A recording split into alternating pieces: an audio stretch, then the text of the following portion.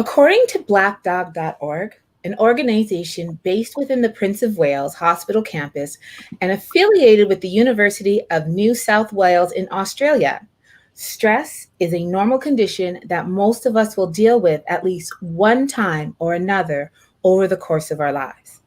In fact, a small amount of stress from time to time can actually motivate us to get things done. It's only when stress is intense and continuous that it can impact both our physical and mental health.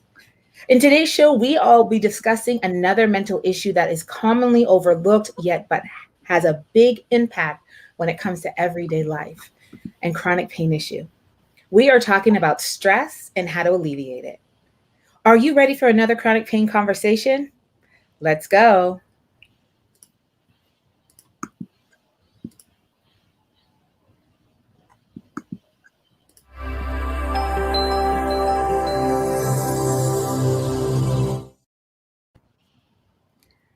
Hello and welcome to another Chronic Pain Conversations.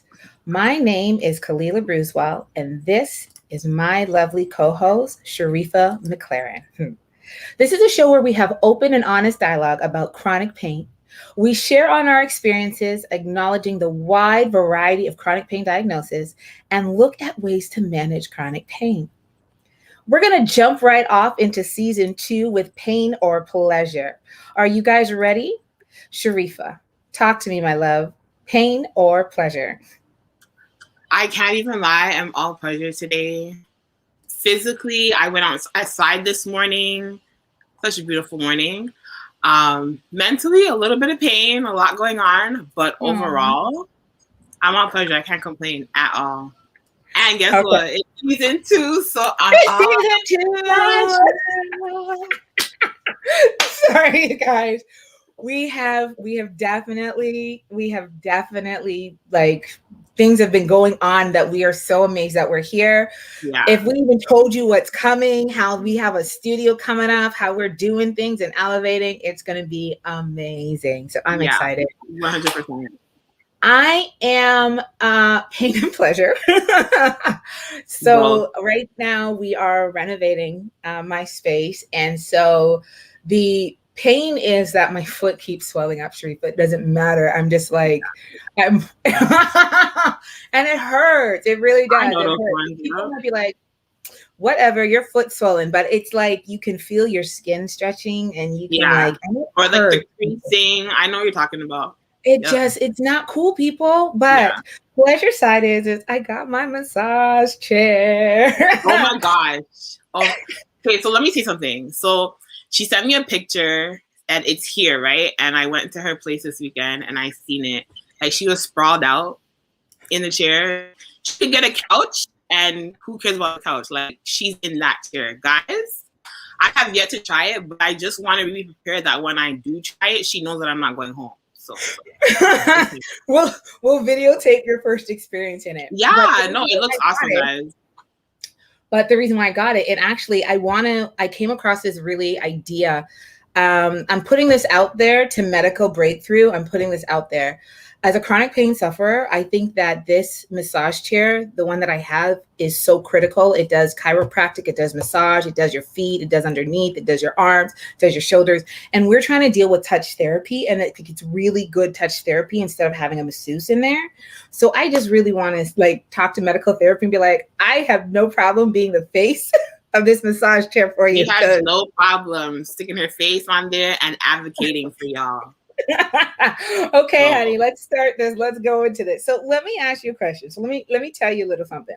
Yeah. After researching various medical sites, the one site that was able to collaborate the definition when it came to stress is medicinenet.com. And they stated in a medical or biological content, stress is a physical, mental, or emotional factor that causes bodily or mental tension.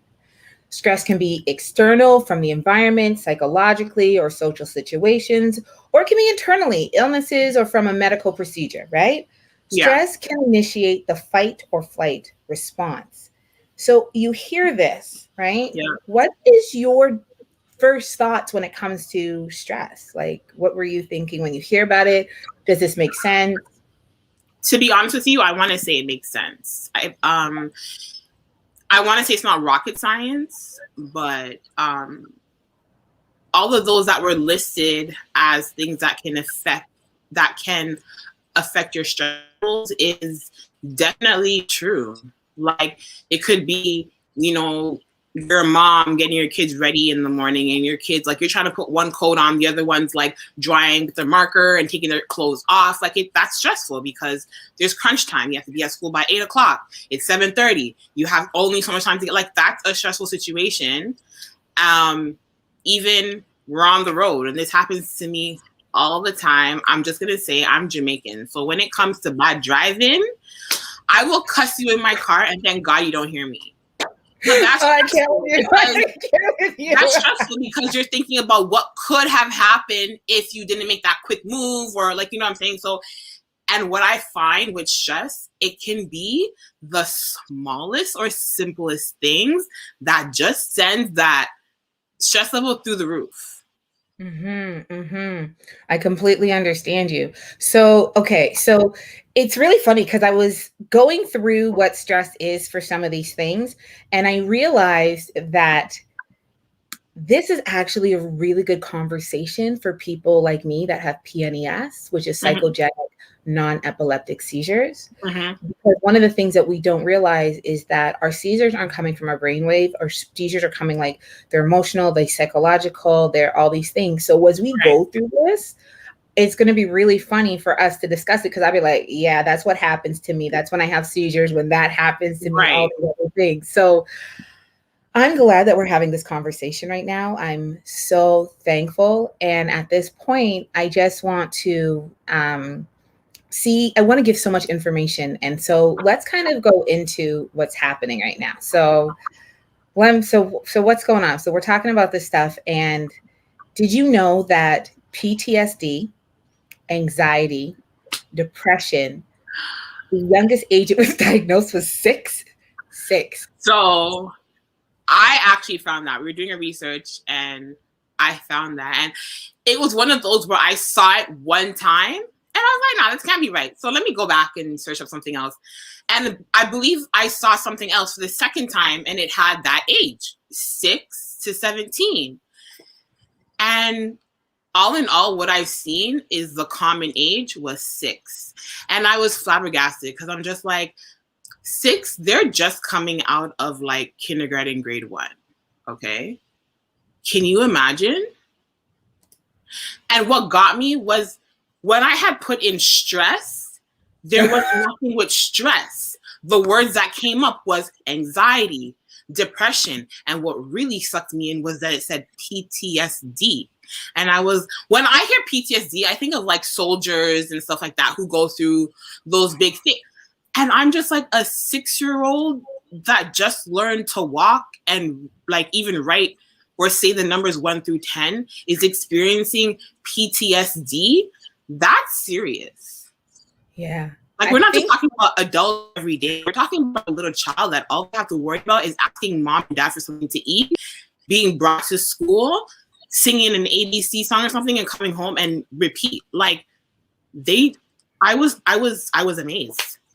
Okay, well, let's really think about this. When we're talking about younger kids, that's one of the biggest things. Like, we get to this place where we think that kids don't have stress. My audience, people, you need to stop thinking about that. Yep. When their grandparent goes through something, they go through something. Yep. When their parent goes through something, while you don't think that they're watching, they're there. They're stressed out if there's a physical or an abusive environment. Absolutely. They're stressed out because they don't think that they're adequate when they're being compared to another sibling. They're stressed out when they're going to school. Like, it's just... I even look at it when traumatic things happen. Like, when I for example, let's say they're in an abusive home. A part of that is confusion. They don't know the dynamic, how bad it really is. They're just put in an uncomfortable situation without even really understanding the whole dynamic. Right. And they're going through stuff, and they don't even actually know that it's stress. That's the other thing about it. Like, some of them they don't know. That's what I'm saying. They don't understand the dynamic of it. They don't understand it. And it's just really, but see, what I want our audience to know is that stop putting an age on chronic pain, on Yep. stress. Yep. Stop thinking that, like, the reason why we're doing this is because we want you to know that you're not alone in these conversations, but you also cannot put an age limit on these conversations. You have to be able to like do that stuff. So it's really rough. Can we get into like types and causes of I want to get stress? into that. Yeah. Because this is really, really interesting in terms of what, like, you hear stress, but people don't really think about what it is. So yeah, it's not, they don't break it down. So no. we're going to break it down for you. Okay, so we'll go back and forth and break them down for you. So the first one is physical stress. So we're talking about like travel. You know, you got to make that airport. You got to give yourself enough time to get checked in. You don't want to miss the flight. You want to have enough time to grab your Starbucks and just lounge and, you know, wait for your airplane. We're talking about you sleeping too much can be stressful. And that's interesting. Versus not getting enough sleep can be stressful as well. So it's a matter of balancing the two. And even just working long hours at work can be stressful. Well, here's the thing about it. When we're talking about physical stress too, this is one of the things I was saying about PNES is, have you seen me have seizures when we take off? I don't know if you've watched any of my video. If you've seen any of my videos, there's a trip to LA, like a travel to LA video, and you just see me as we're taking off. So when you're talking about travel, we're not even just talking about what it means to physically pack up and put yourself into the travel, but it's travel in itself, taking off, landing, all of that exerts a lot of energy. And that's stress. And my body, when it has the seizures, it's stress. Can I say something on that? People don't understand that the altitude has a lot to do with your health, depending on where it is. It does. It does. Really and I can tell you, it's a sad story, but I know this lady, she wanted to go home. She was sick, very sick, and she wanted to be home when she passed. Her family pleaded with her not to go. She still wanted it. You know, those Caribbean people, you know, they want to go. She made it on the flight. She made it on the flight. She made it home, and I kid you not, about 2 days later, she passed. Whereas she had taken the time, but the altitude had a lot to do with it. And that's why they talk about and that's why they talk about get up and walk while you're up there, or wear compression stockings, or all that other stuff. So travel, it seems simple, guys, but it's a lot. It's rough on your body. It's rough on your body. Can we talk about emotional stress for a minute? Because I think that's what people mostly really think about. 100%. Yep. And that's that, like, when we have the emotional, we have, like, even from when we're young, we have our first love, we have a breakup, or we have a divorce when we're older. People don't think about that little breakup. That leaves people distressed. You know, you lose a loved one, and that loved one does not need to just stay a human being. I hate to say it, but we got cats and dogs and all these things that have been part of our lives before. You know, you fight with your spouse or your children, or even with your coworkers. You're overwhelmed with something that occurred. Like, you weren't expecting something that just came along, and all of a sudden it leaves you with depression, or you're overwhelmed. And sometimes you experience something that makes you feel depressed and anxious. And it's just really, we don't use these words, but I'm glad that these words are coming out now with COVID. But a lot of those things, like a lot of your feelings, the sadness, the not being content, all of those things have to deal with emotional. It's the stuff that you don't physically see, but you're feeling inside. And you're allowed, here's one of the things that I definitely want to say. You're allowed to feel these things, right? If something happens and it affects your emotions, you're allowed to feel these things.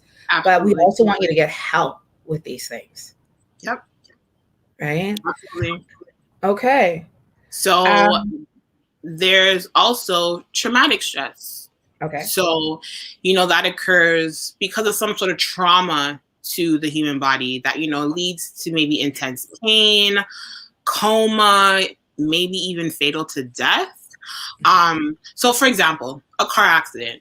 That's trauma, because some people leave accidents, you know, back issues where they have to go to the chiropractor, and now it's an ongoing situation where they have to be seen regularly because of a trauma that happened to the body. And that's stressful, because imagine you go your whole life normal. Now it's like you have to accommodate things now. That's stressful because you don't know how. We don't know anything about that, Sharifa. We know nothing about that. Nothing. We're just talking. because we know nothing. There's also if you had major surgery, you find that your body may experience stress because your body is trying to do what it has to do to recover. So think about the meds that you're taking in your body. Your body maybe is not used to all of that. So that's another trauma. So I feel like it can be many different things.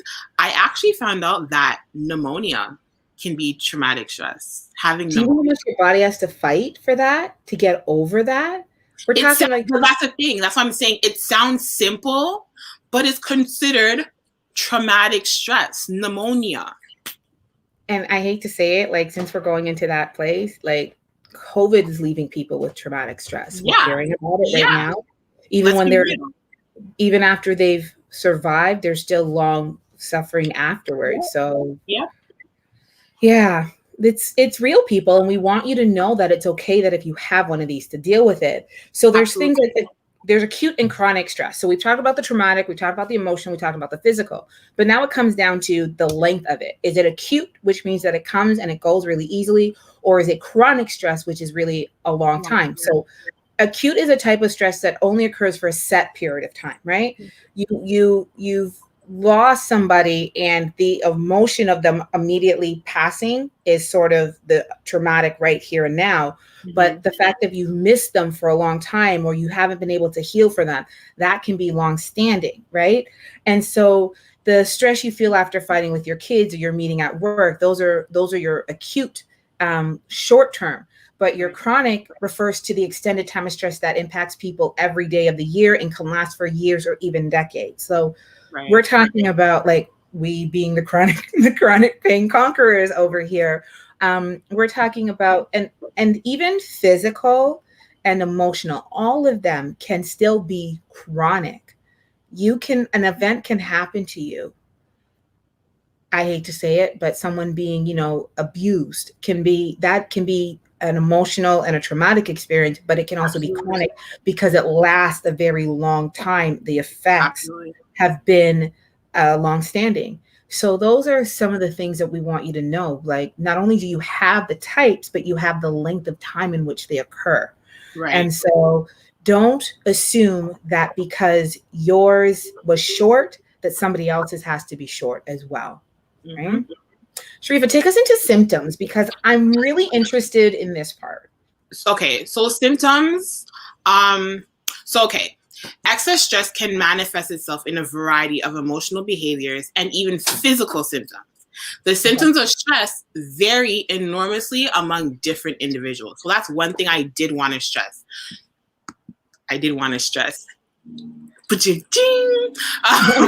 Stress can be different for everybody. So my stress can be different to Khalila's stress. Khalila's stress can be different from her mom's stress, and vice versa. So everyone has different levels, different things they're going through. So common physical symptoms often reported by those experiencing excess stress includes sleep disturbances. So sleeping maybe too much or not sleeping at all. Okay. Muscle tension, muscle aches, you got headaches, gastrointestinal problems, and fatigue. Okay. Mm-hmm. So pre-existing medical conditions can also worsen during the time of stress. Emotional and behavioral symptoms that can accompany stress include nervousness, anxiety, changes in eating habits, maybe overeating or undereating. I know I overeat. Like, I'm a stress eater, so I'll snack. Oh, yeah. I'm an overeater. And then, of course, that ties hand in hand into weight loss. So you either gain weight or you lose weight, right? Mm-hmm. Then we have, your loss of enthusiasm, loss of energy, you're irritable, your mood changes all the time, or you just go into a depression, right? Mm-hmm. And there's many other ones. You can feel, frustrated.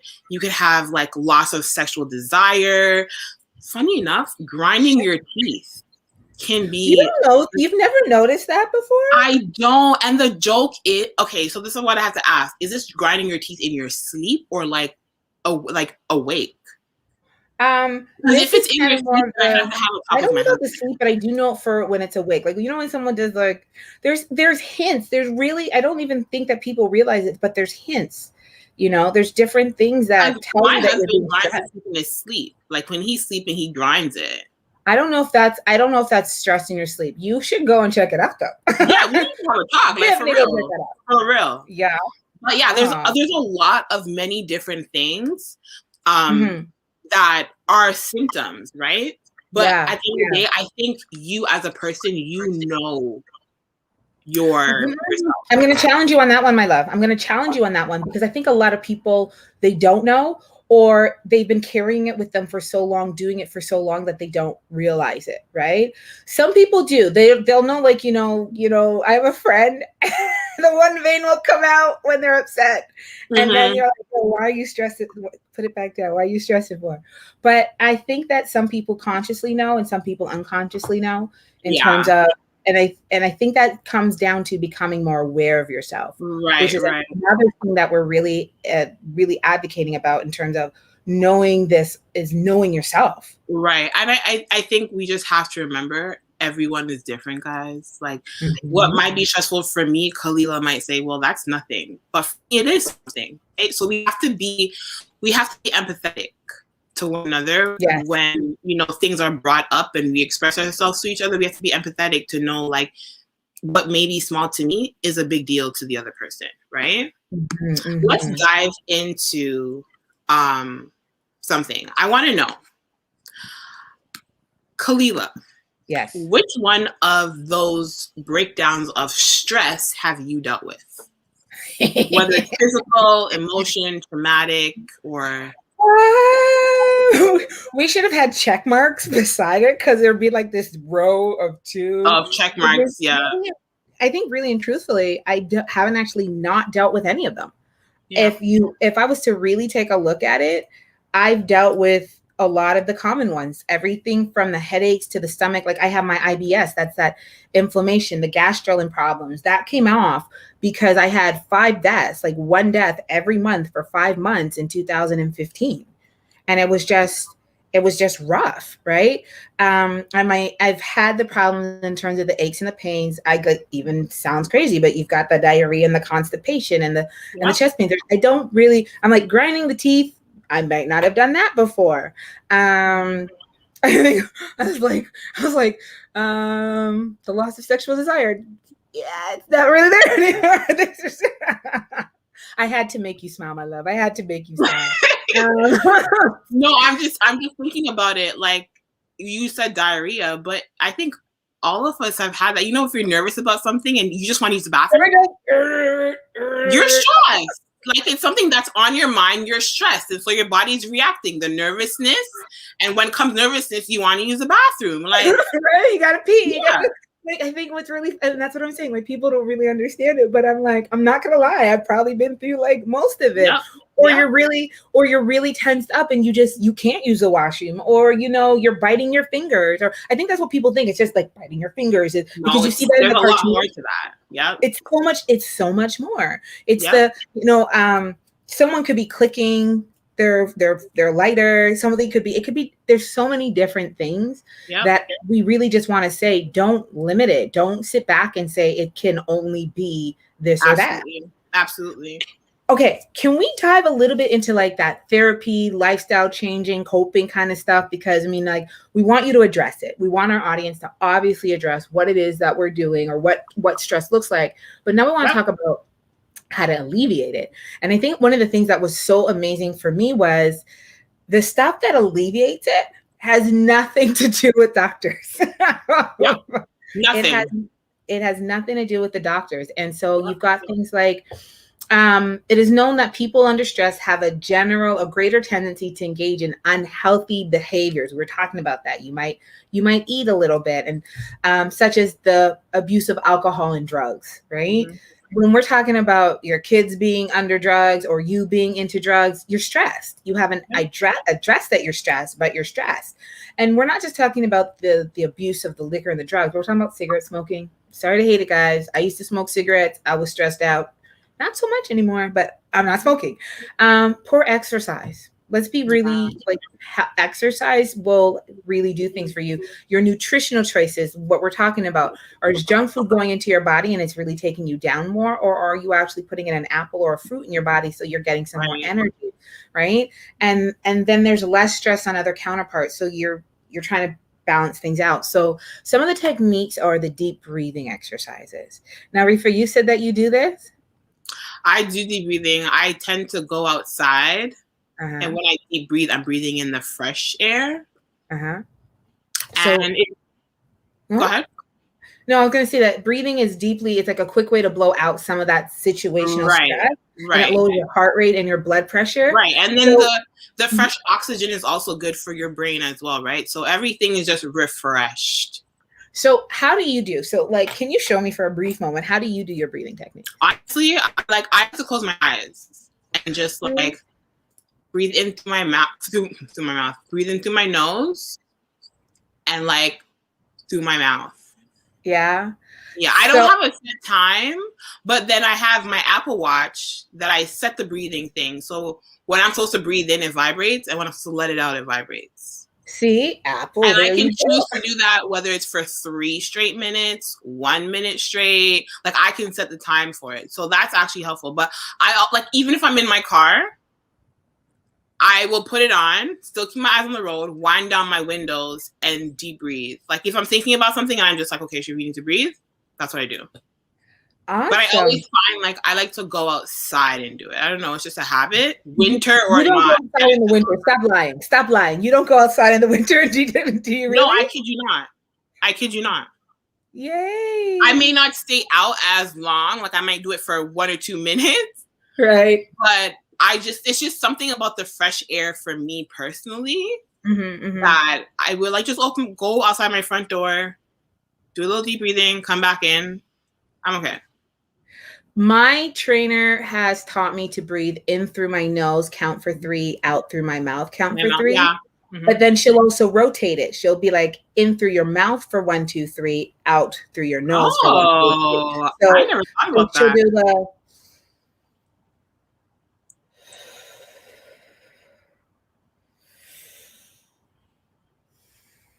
I need to try that. And I mean, the longer that you can do it, and even when it's just, she'll take it up for 5 if you want to, like you're saying, it varies. But yeah, she taught me both ways because it changes. Like each one affects you a little bit differently because you always hear breathe through your nose, yeah. But sometimes breathing in through your mouth and then out through your nose helps really well. But we want to, there's videos out there that we want people to talk about or go into.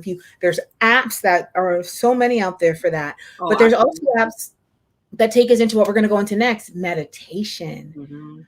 People have been using meditation for thousands of years to deal with the stress and to make themselves healthier mentally, physically, emotionally, and even spiritually. And meditation is particularly good for chronic stress conditions because studies show that meditation changes the brain from that positive to a positive place over a period of time. So do you meditate?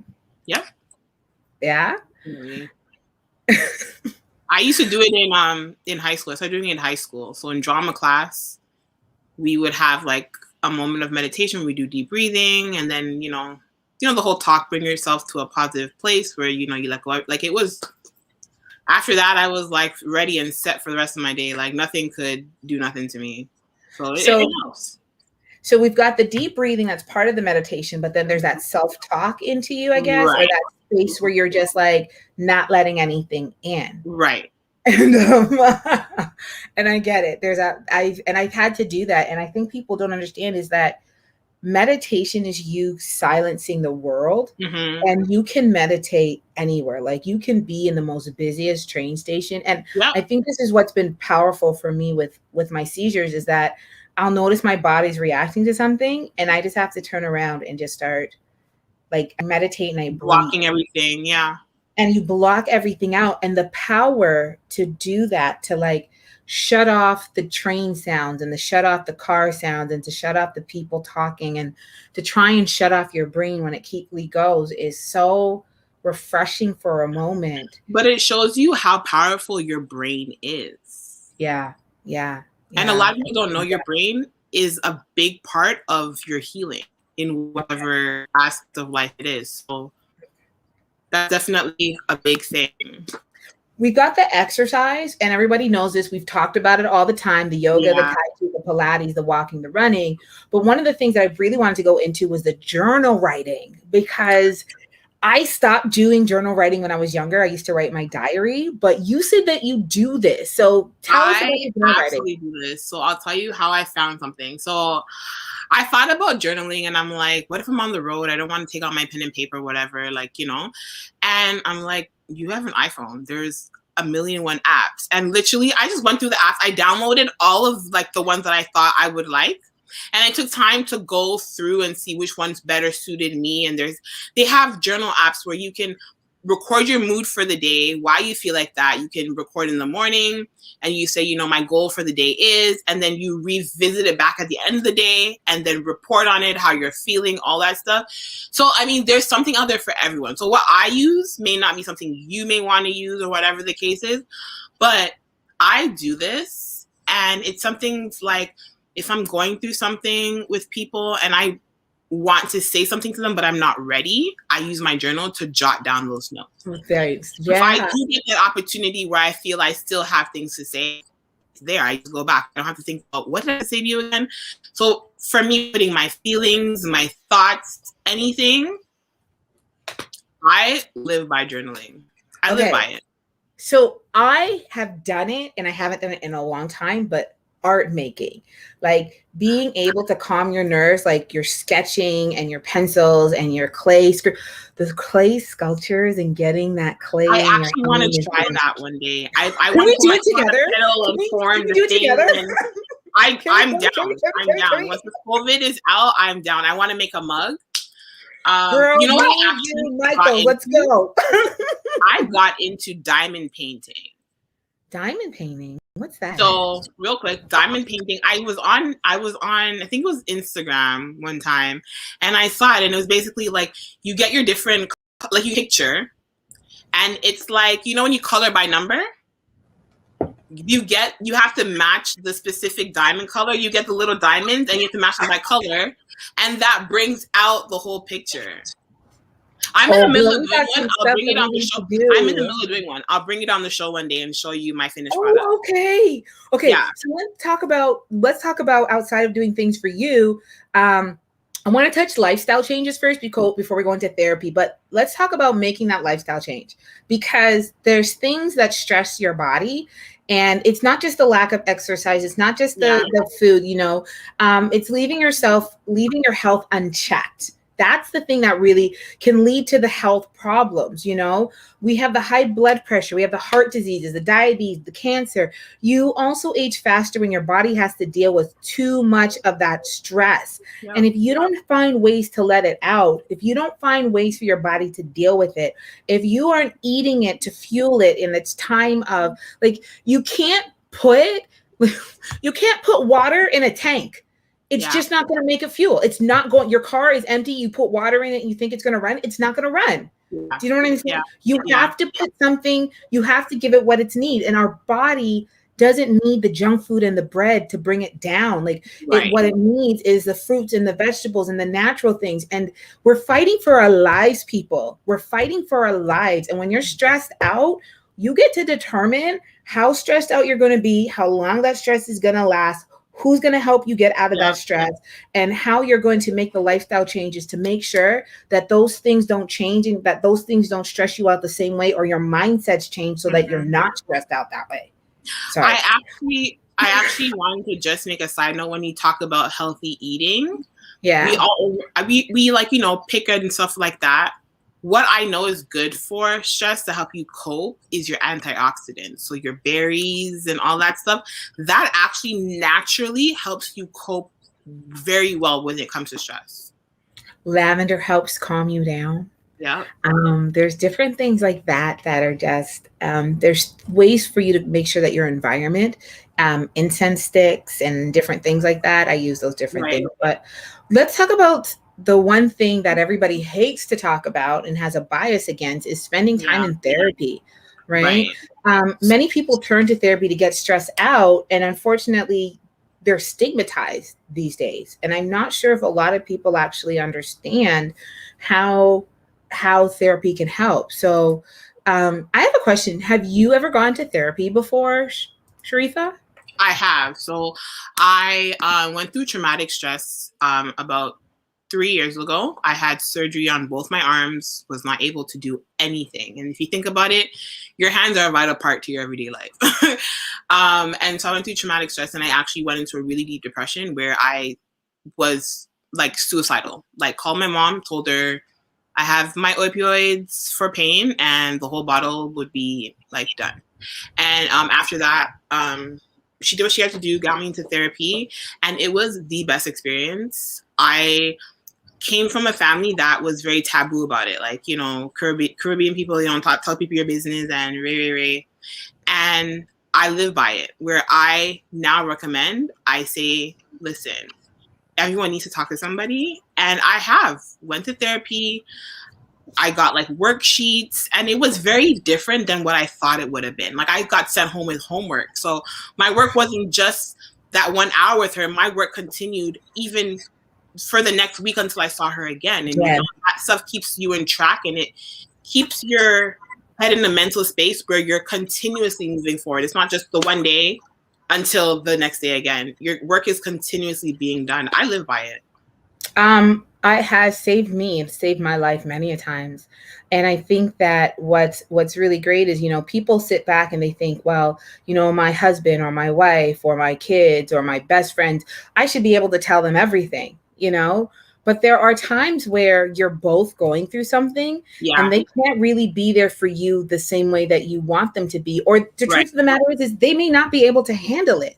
They may not be able to handle it. They don't know what advice to give you. They might be scared just as well. And when you go and you meet with a psychologist, they spent the time to go into a school to learn about different life situations, to be able to educate you.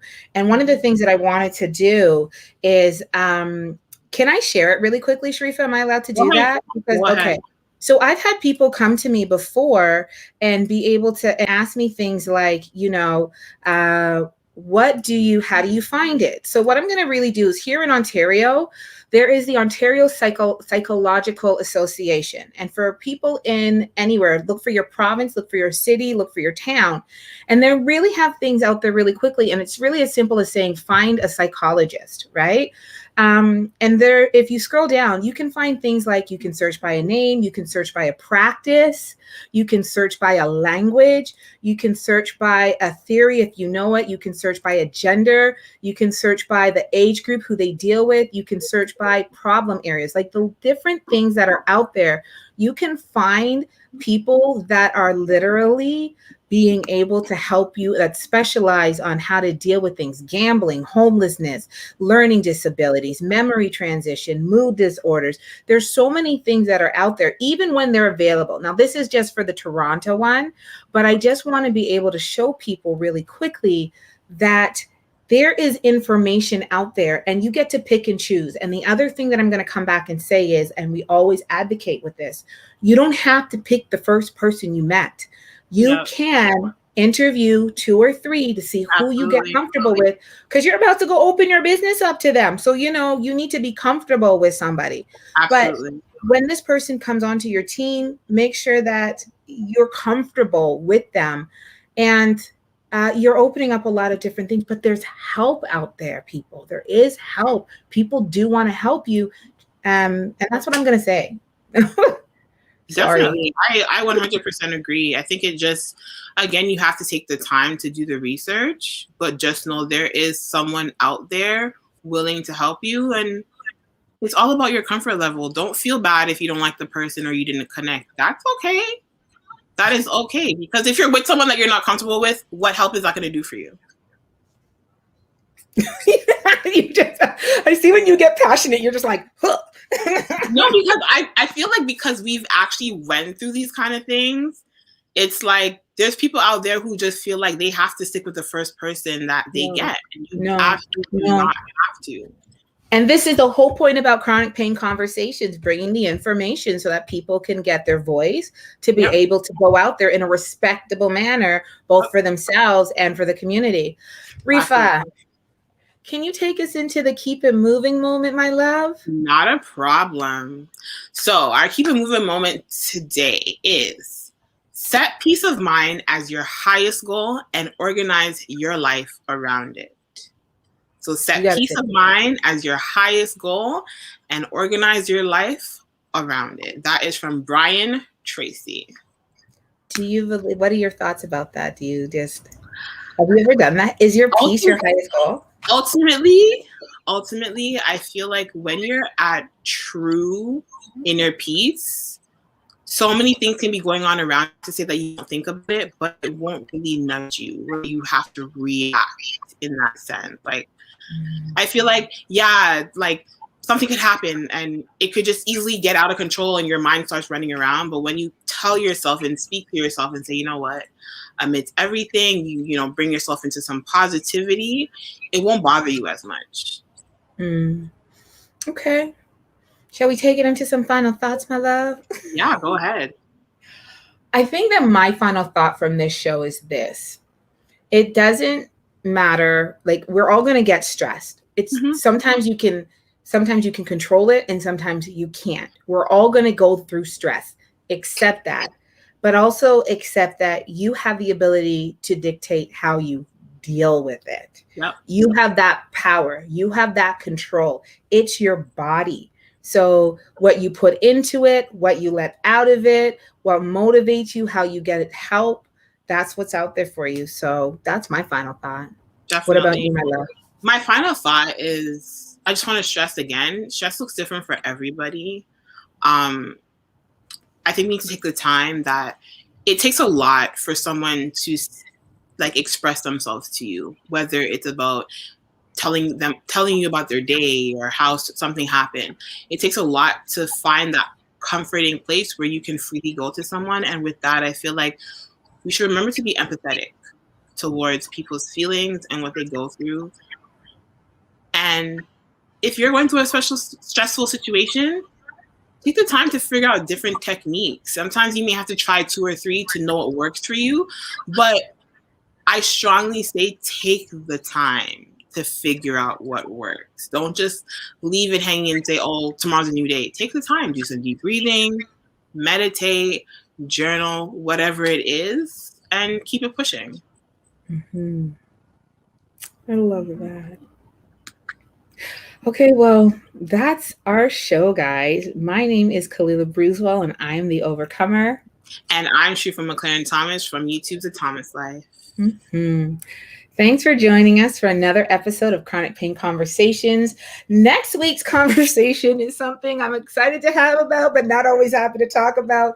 Irritable bowel syndrome, IBS, how your stomach leaves you in pain. So be sure to follow us on Facebook, YouTube, and Instagram at CP Conversations. If you are a chronic pain sufferer who would like to share your story, we invite you to be our guest. Visit our bio link on any of our social media platforms, okay? And remember, have a blessed day. Chronic Pains Conversations is the show that enlightens and advocates about chronic pain. Have a good day.